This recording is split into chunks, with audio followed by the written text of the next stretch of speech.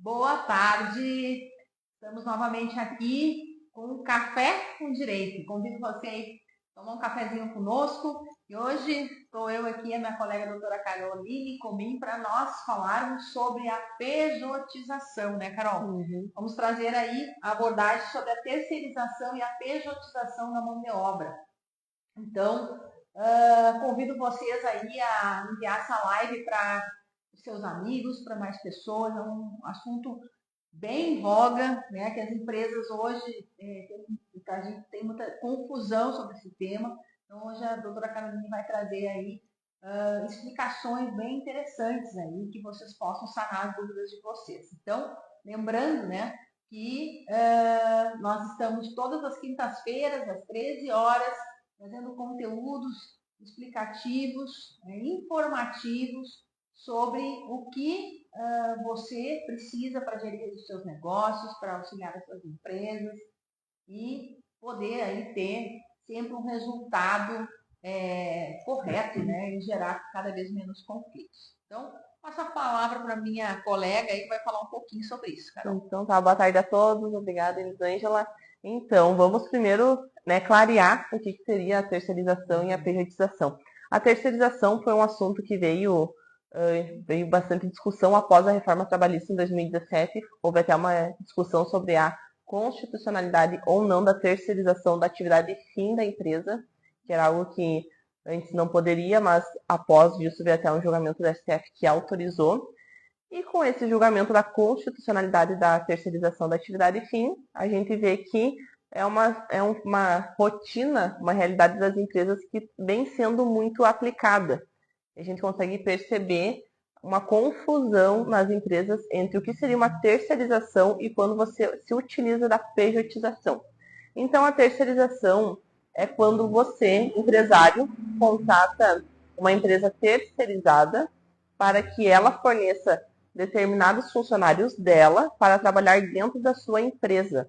Então, essa empresa prestadora de serviço é quem vai trazer os funcionários para a sua empresa. E você, então, seria a empresa tomadora do serviço. Quando acontece isso, o que a gente muitas vezes percebe? Que essa empresa que está recebendo o serviço, ela já está com um pezinho ali no passivo.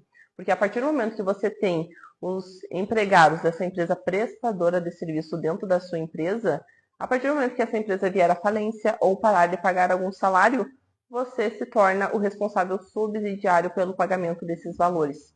Então, isso é algo que nem sempre é falado e é importante. Se for verificado ali uma questão de fraude ou uma falência, a gente consegue até verificar uma responsabilidade solidária. E essa diferença de responsabilidades é que a subsidiária é a empresa que você contratou não conseguindo pagar, o empregado cobra de você. A responsabilidade solidária é que o empregado pode cobrar ou da empresa ou de você, não tendo uma ordem de cobrança inicial. Então, você já pode imediatamente ser cobrado desses valores que a empresa ficou em débito. Esse é um risco. E a questão da pejotização, a gente verifica que é muito visto numa questão, infelizmente, de fraudar, porque você vê empresas contratando e condicionando a contratação de pessoas se ele abrir um MEI. Então, é você contratar uma pessoa específica com o CNPJ para não precisar fazer os recolhimentos do INSS, para não precisar fazer os recolhimentos do imposto correto, FGTS. Então, você vê essa condicionante de contratar uma pessoa para sua empresa se ela tiver um CNPJ. E nisso você vê que você verificando os vínculos de emprego, os requisitos que são os requisitos de vínculo de emprego, é pessoalidade, a pessoa mesmo tem que prestar o serviço dentro da sua empresa, você vê uma habitualidade, quando a pessoa tem que seguir dias e horários dentro da sua empresa, subordinação, quando você dá ordens a essa pessoa, onerosidade, quando você paga por aquela pessoa estar lá dentro. Então, esses são todos os requisitos de vínculo de emprego, que é uma relação de fato independente do contrato que você tem. Então, se você tem esses requisitos verificados na relação sua e com aquela pessoa, não é um contrato de prestação de serviço, mas sim um vínculo de emprego. E é isso que a gente chama da pejotização. E ocorre, né, Carol? Hoje muitas empresas, obviamente, tentando reduzir custos, né? E a gente entende lá do empresário também, porém é importante trazer essa clareza, né? E quando é vínculo e quando pode se contratar ali para se contratar uma pessoa como pessoa jurídica, né, para que possa ter efetivamente um contrato, né, e que haja a clareza, né, de obrigações legais que a empresa tem que pagar e quais são os direitos, deveres, tanto, obviamente, do empresário quanto do trabalhador e da pejotização. E essas confusões a gente percebe quando nós damos palestras, quando nós fazemos, enfim, trocamos informações, como as pessoas não têm. As pessoas acham que, né, Carol, eu posso colocar qualquer situação ali, colocar uma pessoa como PJ e não vai ter vínculo de emprego. Então, explica um pouco melhor sobre isso, eu acho que isso é interessante. O direito do trabalho, ele tem o princípio da informalidade. Então, independente do contrato que você tenha com a pessoa, vai valer, vai ter mais força, claro que a gente está falando no eventual processo judicial, vai ter mais força aquilo que efetivamente acontece na relação.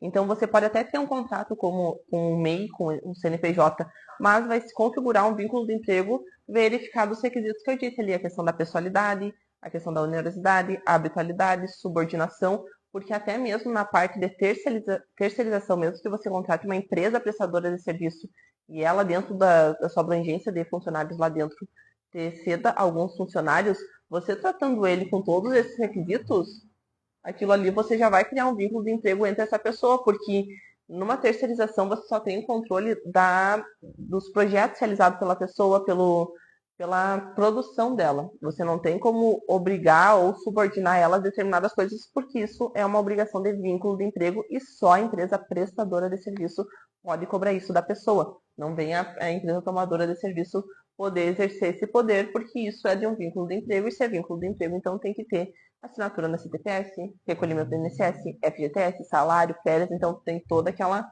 abrangência do CNPJ, do vínculo de emprego em si, né? Então é esse cuidado que tem que ter, porque é sempre uma atuação preventiva que a gente busca. O empresário tem que ter, porque o que acontece com algum descontentamento, a PJ, por exemplo, a pessoa sai e processa a empresa por vínculo trabalhista. Então, além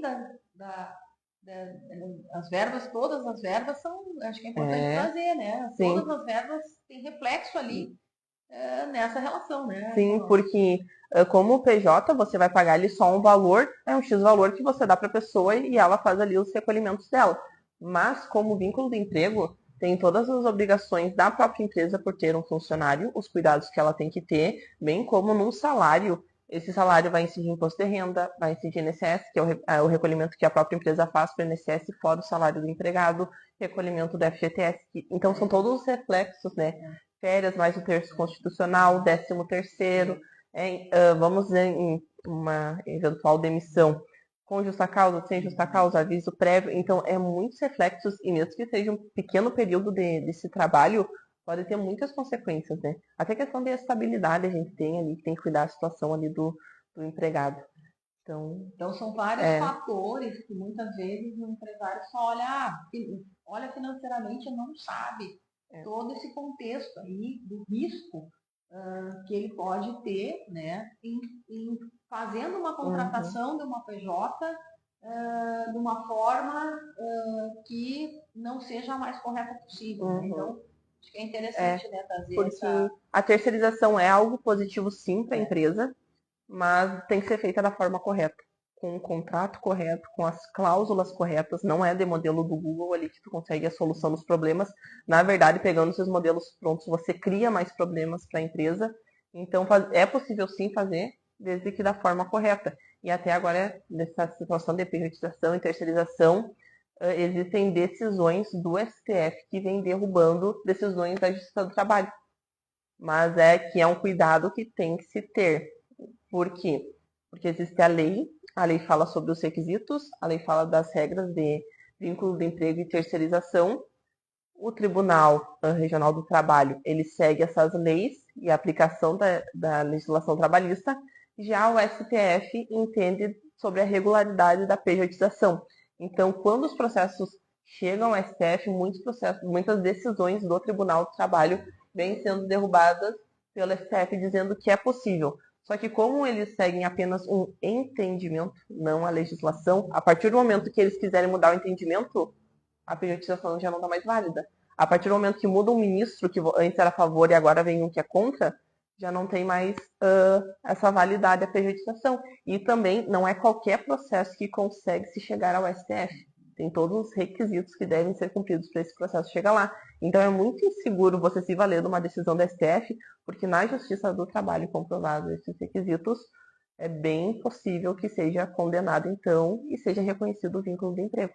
Então tem que ter muita atenção às características específicas ali do vínculo entre o contratado e o contratador ali, para ter esse cuidado, que a atuação preventiva sempre é mais segura. E geralmente o que acontece, né? As pessoas falam com os contadores e eles têm aquela visão, mas é uma visão que eles não têm entendimento jurisprudencial. Eles não têm um entendimento amplo do que está acontecendo em processos judiciais e, né, é óbvio, né, não estou aqui de forma alguma dizendo que não é para fazer isso, mas o contador é importante, é essencial, porém, né, ele não tem essa visão, né? Ele não tem esse conhecimento, não tem nem acesso a saber quais são as decisões dos tribunais. Então, muitas vezes você acha que está seguro por uma orientação, às vezes até desatualizada, né? E acaba lá na frente tendo um problema grave. Então, a importância, né, de buscar se assessorar da forma correta, buscar, antes de tomar uma decisão, né, de vou fazer uma pejotização dentro da minha empresa, de realmente tomar os cuidados e procurar um profissional habilitado que tenha essa clareza, né, e essa instrução correta, né, e trazer os riscos, né, e para pelo menos ter ciência, né, do que tem que fazer, quais são os cuidados dentro da empresa, né, que ele tem que ter, né. Porque ainda que assume ali o risco, mas é consciente. Porque muitos que a gente vê, eles fizeram o contrato por uma orientação, né, seguiram ali uma orientação de um profissional capacitado e que falou que aquilo ali é seguro, e quando vem uma ação com valores enormes, porque uma ação trabalhista dificilmente ela é um valor pequeno. E são valores que podem levar a empresa à falência. Então você vê que ali é uma questão da rotina ali que tu pode adaptar, que tu pode... Porque a gente até abordou numa outra live sobre como que tu consegue ajeitar um contrato de vínculo de emprego onde não tenha tanta tributação. Então é possível tu ter essa visão mais ampla do negócio e fazer um contrato de emprego que beneficie os dois, que vai ter benefício para os dois, mas que não tenha uma carga tributária tão pesada para a empresa. Então é possível sim, e até mesmo o que tu falou ali sobre as decisões, elas sempre estão atualizadas, vêm sendo atualizadas frequentemente, e vai muito do entendimento do juiz.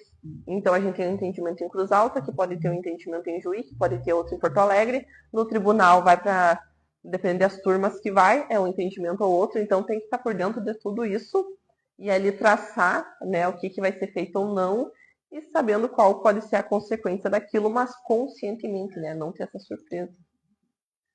É interessante, né?